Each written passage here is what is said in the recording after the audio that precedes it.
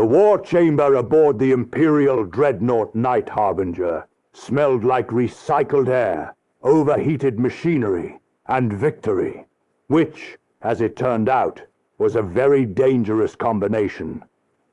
I am Supreme Commander Vane Tal of the Galactic Dominion, conqueror of 44 inhabited systems, destroyer of the Cyrex Coalition, and the military strategist responsible for ending the longest rebellion in Dominion history.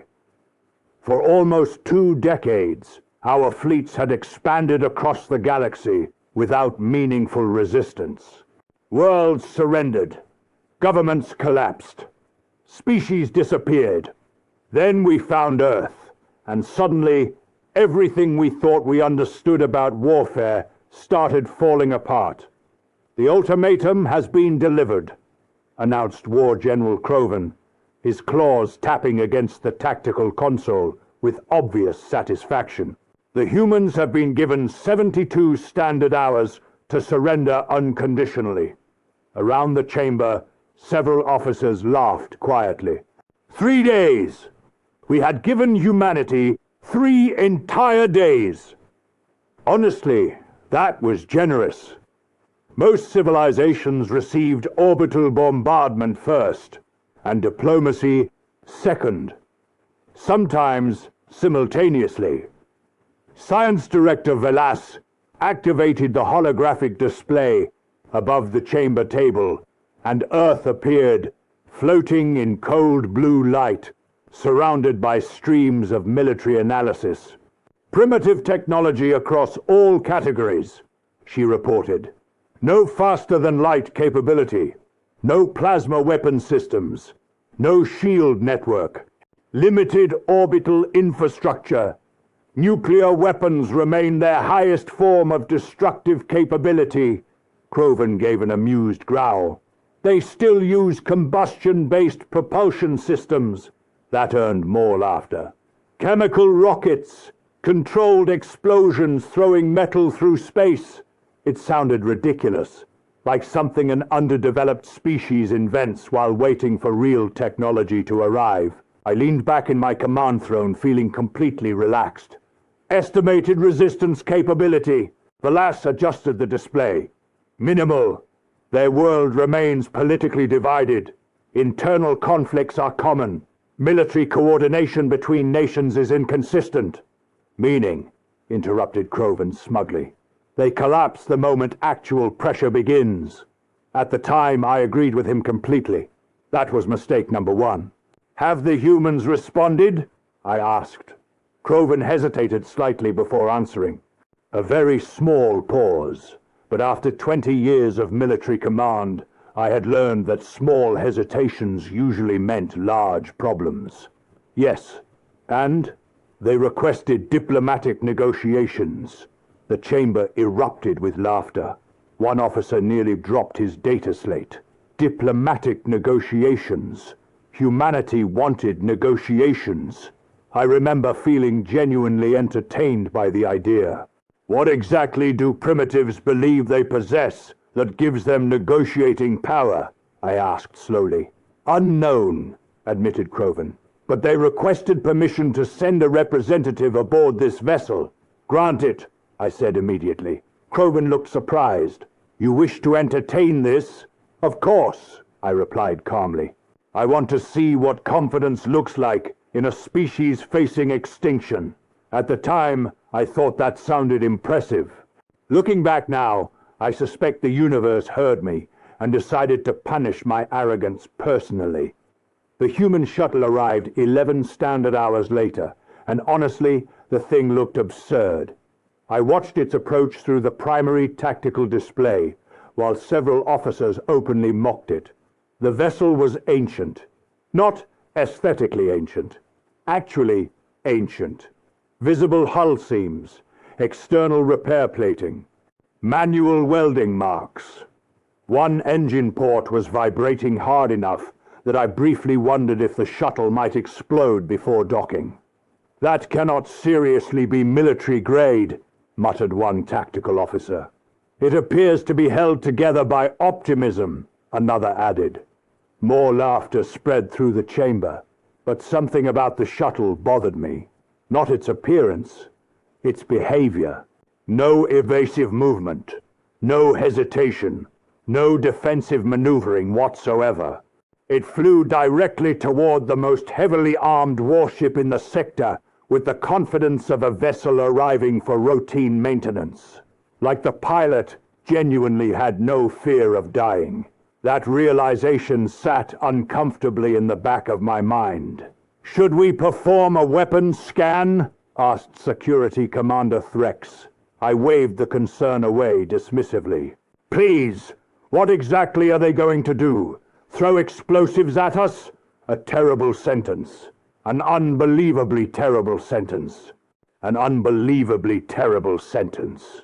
Humans, I would later learn, tend to interpret statements like that as inspiration rather than mockery. The docking clamps locked into place. Airlocks cycled open. Then the human entered the chamber, and immediately everything felt wrong. She was smaller than I expected. Dark hair pulled tightly behind her head. Black military uniform. No armor. No visible weapons. No cybernetic enhancements. Nothing intimidating whatsoever, except for her eyes. Human eyes are deeply unsettling when observed directly. Predatory, focused, forward-facing.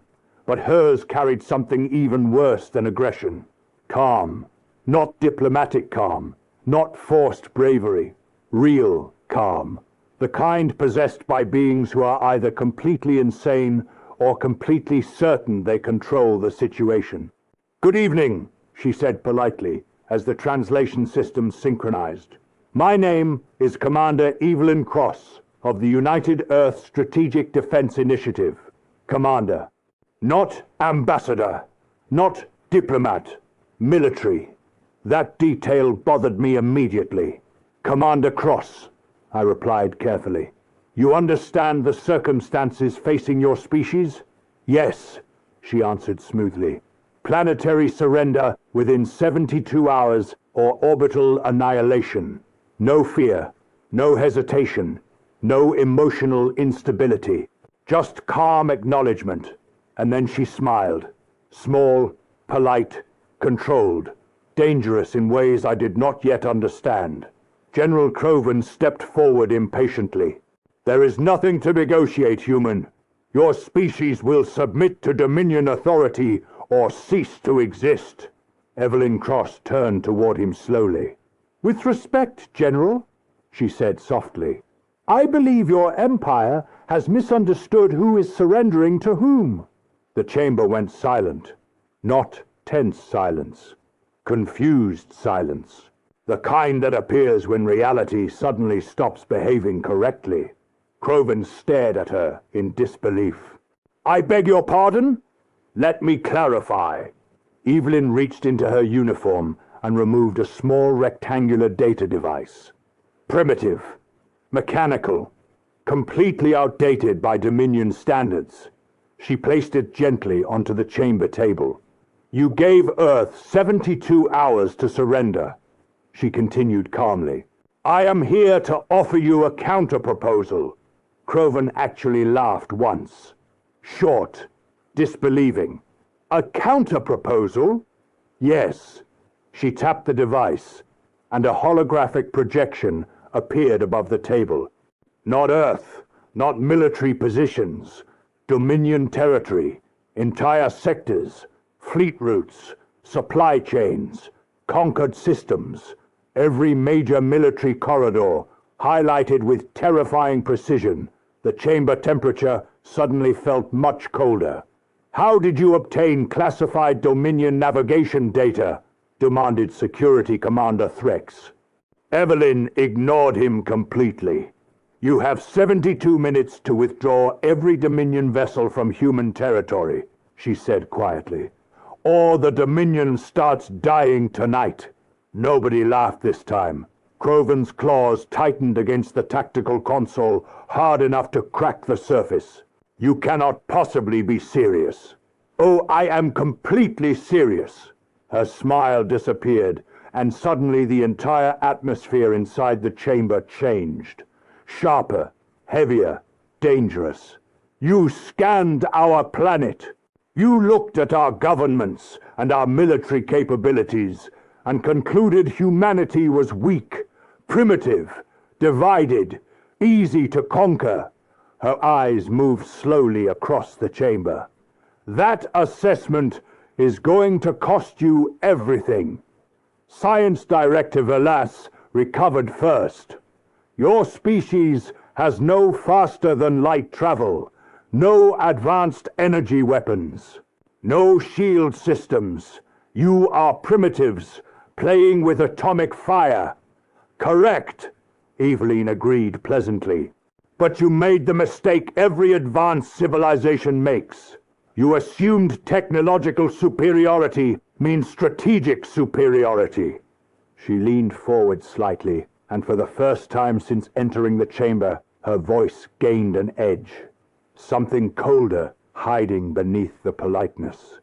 Humans do not win wars because we are stronger. Humans win wars because we are unreasonable. Nobody moved. Nobody spoke. The war chamber aboard the Night Harbinger had suddenly become very quiet, and I could feel the atmosphere changing around me in real time. A few minutes earlier, the officers of the Dominion had been mocking humanity openly, laughing at their technology, laughing at their rockets, laughing at their divided governments. But now nobody was laughing, because the humans standing in front of us did not sound like a species trying to survive. General Croven stepped forward aggressively, clearly trying to regain control of the situation. You are bluffing. Evelyn Cross looked at him calmly. Of course you think that. You have primitive weapons. Correct. Primitive fleets. Correct again. No. Interstellar military capability. Also correct.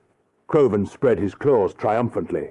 Then explain how exactly humanity intends to threaten an empire controlling 4 sectors of the galaxy. Evelyn smiled slightly. Not emotionally. Not arrogantly. More like a teacher listening to a student ask the wrong question. Because, General, she said softly, you still think warfare is about survival. Something about the way she said that sentence made my instincts tighten immediately. She touched the small device again, and the holographic projection changed. Earth disappeared. Dominion supply networks filled the chamber instead. Hundreds of military routes glowed across the hologram.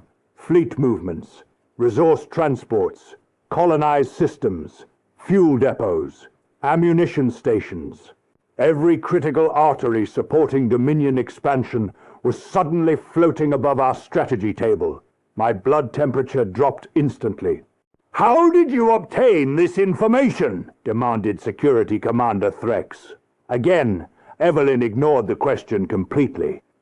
The Dominion operates like every large empire in history, she continued calmly. Expansion creates dependence.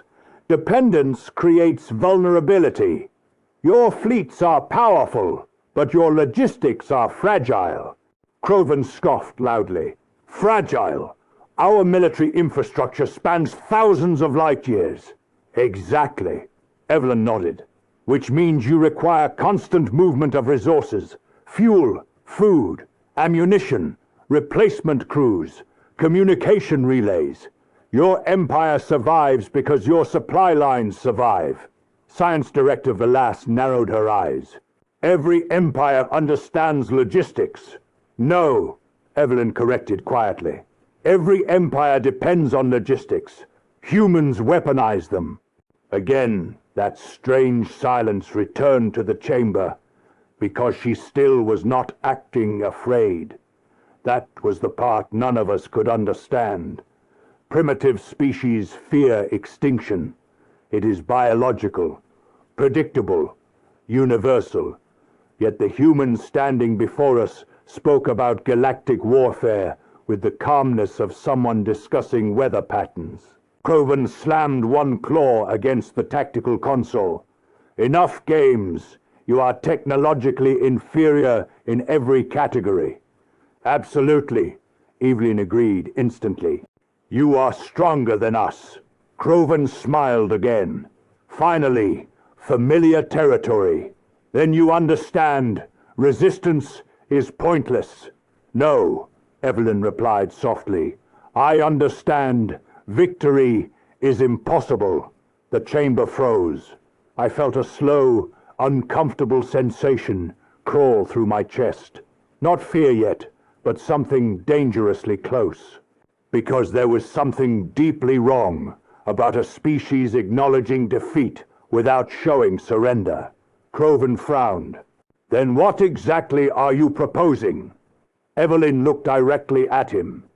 Mutual destruction. Those two words changed the room completely. Several officers shifted uneasily. Velas looked confused. Krovan looked annoyed. But I felt something colder, because suddenly fragments of humanity's military data started reconnecting inside my thoughts in ways I did not like. Massive nuclear stockpiles, underground bunkers, independent command structures, civilization continuity systems. This was not a species preparing to avoid apocalypse. This was a species preparing to survive one. You are primitives, Krovan said, carefully now. Your weapons cannot threaten Dominion warships. Directly? Evelyn tilted her head slightly. No, not directly. She tapped the hologram again, and new projections appeared across the chamber. Orbital trajectories, asteroid fields, planetary gravity maps, impact calculations. And suddenly, Science Director Velas stopped breathing. Oh no, she whispered. Evelyn looked at her. Ah, someone finally understands. Krovan looked irritated. Explain! Velas swallowed slowly before speaking. Kinetic bombardment trajectories. Evelyn nodded pleasantly. Humans call them rods from God. Another projection appeared. Long tungsten cylinders dropping toward planetary surfaces at catastrophic velocities. No explosives. No energy weapons. Just mass, velocity, physics. Impossible, muttered one officer. No, Evelyn replied calmly. Primitive. Nobody spoke after that, because suddenly humanity's lack of advanced technology no longer looked like weakness. It looked adaptive. You weaponized gravity, Velas whispered. Of course we did, Evelyn answered. General, humans weaponize everything. The hologram shifted again. This time, Dominion worlds appeared across the display. Population centers, industrial sectors, orbital stations, and projected casualty numbers. My stomach tightened. Even Krovan had stopped pretending to be amused now. You are threatening civilian populations, he said slowly. Evelyn looked genuinely confused by the statement. Yes, that violates every interstellar warfare convention. Humans are not members of your conventions. The chamber fell silent again. Not because of the threat, because of how casually she said it. Like morality itself was optional. Under the correct circumstances, Krovan tried another approach. Even if you managed isolated attacks, the Dominion fleet would annihilate Earth immediately afterward. Correct, Evelyn agreed. Earth dies. She paused slightly. Then your empire starts dying too. My instincts were screaming now, because she still was not bluffing. That was the horrifying part. Every species we had ever conquered tried to preserve itself. Survival always came first. Fear always came first.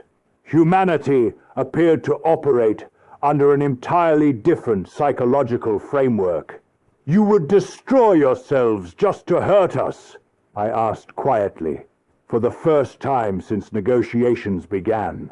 Evelyn finally looked directly at me again. And smiled. Small, calm, terrifying. Commander, she said softly.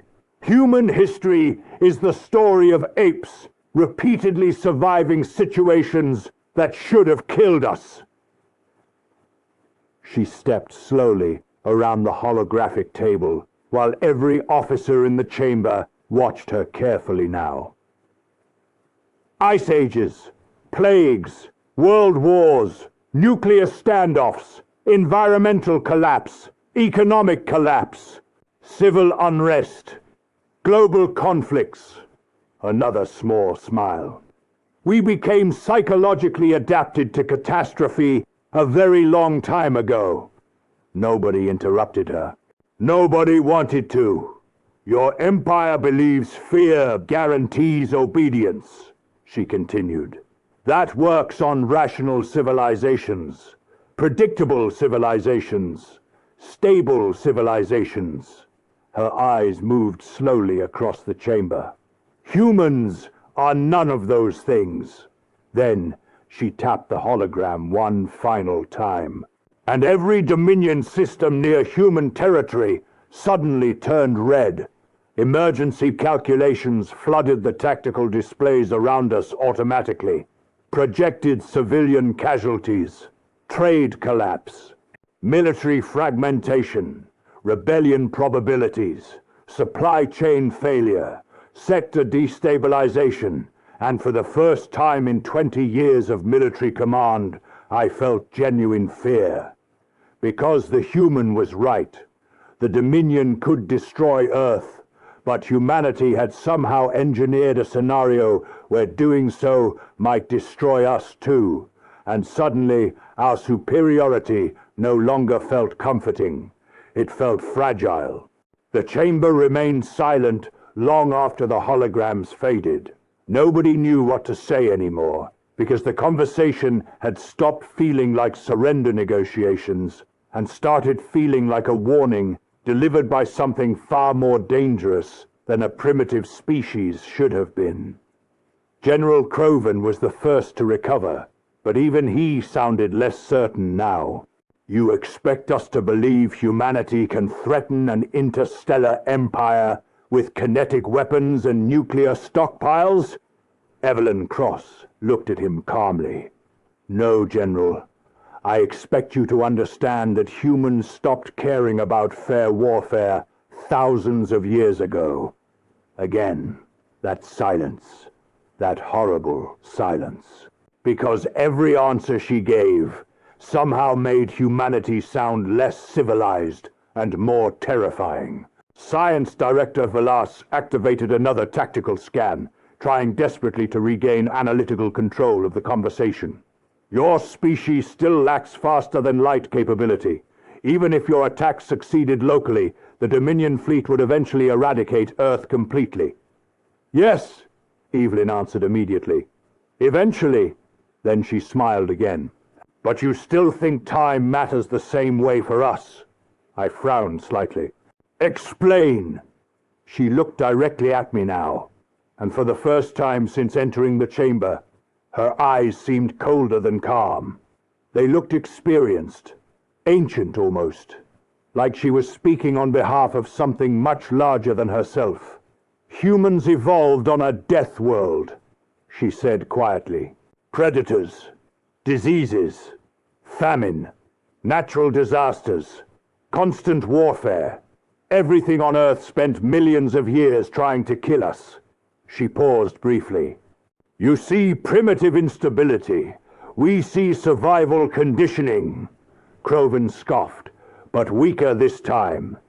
Every species experiences conflict. Not like humans. Evelyn shook her head slowly. Your civilizations unified before reaching the stars. Humanity reached space while still pointing nuclear weapons at itself. Nobody moved. Nobody even breathed loudly. Because somehow that single sentence explained almost everything wrong with humanity. Velas looked disturbed now. Your own species maintained planetary extinction weapons during active geopolitical conflict. For centuries, Evelyn replied calmly. At one point, We had enough nuclear firepower to destroy our civilization multiple times over. Krovan stared at her in disbelief. Why? Evelyn actually looked amused by the question. Because the other side had them too. The chamber became quiet again. I could feel understanding beginning to spread among the officers, and that frightened me more than the threats themselves. We had spent decades studying advanced civilizations, stable civilizations, rational civilizations. Humanity was none of those things. Humans had somehow survived their own insanity long enough to industrialize it. You are describing mutually assured destruction, Velas whispered. Yes, Evelyn nodded pleasantly. Humans perfected it before we even left our planet. Then she stepped slowly around the holographic table, while every officer watched her carefully. That is why your ultimatum failed the moment it arrived. Her voice remained soft, controlled, almost polite. You threatened a species that already spent centuries living under extinction scenarios. I felt something cold settle into my stomach, because now the calm made sense. The humans were not fearless. They were accustomed to apocalypse, and suddenly the entire psychological balance of the room shifted. Krovan attempted one final push. Even if humanity survives devastation, your civilization would collapse permanently. Maybe, Evelyn admitted, but so would yours. She touched the hologram again, and Dominion systems reappeared. This time, the display focused on rebellion probability projections, occupied sectors, recently conquered worlds, civilian unrest estimates. Then my blood turned cold, because I understood what she was showing us before anyone else did. Evelyn saw the realization immediately. Yes, she said softly, while looking directly at me. Now you understand. Krovan frowned aggressively. Understand what? I answered before she could. The Empire is overextended. Nobody spoke after that. Because it was true. 44 conquered systems. Endless military expansion. Continuous fleet deployment. We had spent years convincing ourselves the Dominion was unstoppable, while quietly building an empire entirely dependent on fear and momentum. And humanity had noticed. Evelyn nodded slowly. Your empire survives because conquered species believe resistance is hopeless. But the moment the Dominion appears vulnerable, she let the sentence hang unfinished. It did not need finishing. Rebellion, sector uprisings, supply collapse, civil war. The Dominion was not a civilization. It was pressure, and pressure systems fail catastrophically once cracks appear. You cannot possibly destabilize an empire at this scale, Krovan snapped, though now he sounded like he was trying to convince himself. Evelyn looked at him, almost sympathetically. General, humanity destabilized its own planet repeatedly for entertainment. That sentence hit the chamber harder than any threat so far. Because she was not exaggerating. We had studied human history, world wars, economic crashes, political revolutions, proxy conflicts, information warfare, entire nations manipulating each other constantly, even during peacetime. Humans did not merely survive chaos, they specialized in it. Velas spoke carefully now. You are saying humanity's true weapon is psychological warfare? Partially, Evelyn replied. Our real weapon is persistence. She folded her hands behind her back calmly. You can destroy cities, governments, fleets, infrastructure. Humans rebuild. Another small smile. Usually while angry. Again, several officers shifted uncomfortably. The atmosphere inside the chamber felt completely different now. Earlier we had been evaluating a primitive species. Now it felt like we were discovering a containment failure. Krovan's voice lowered slightly. What exactly happens if the Dominion attacks Earth? Evelyn answered instantly. No hesitation whatsoever. Every human military network activates simultaneously. Autonomous retaliation systems launch automatically. Orbital infrastructure self-destructs into kinetic impact trajectories. Nuclear arsenals deploy against every nearby Dominion asset. Cyber warfare attacks target your navigation systems. Human resistance cells begin targeting supply routes across occupied sectors. Her expression never changed. And within 6 months, your empire enters systemic collapse. Nobody questioned her calculations. That was the worst part.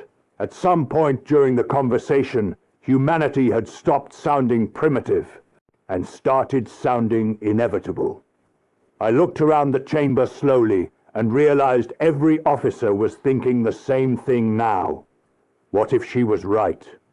That uncertainty spread through the room like poison, because uncertainty is always worse than fear.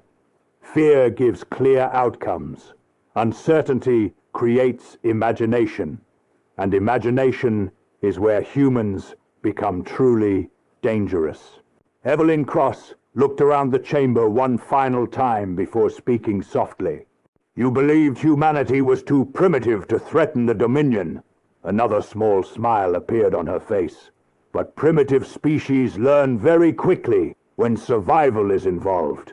She glanced toward the massive observation window overlooking the stars. After all, evolution only rewards one thing. Croven narrowed his eyes. And what is that? Evelyn looked back at him calmly. The species willing to do what others consider unreasonable.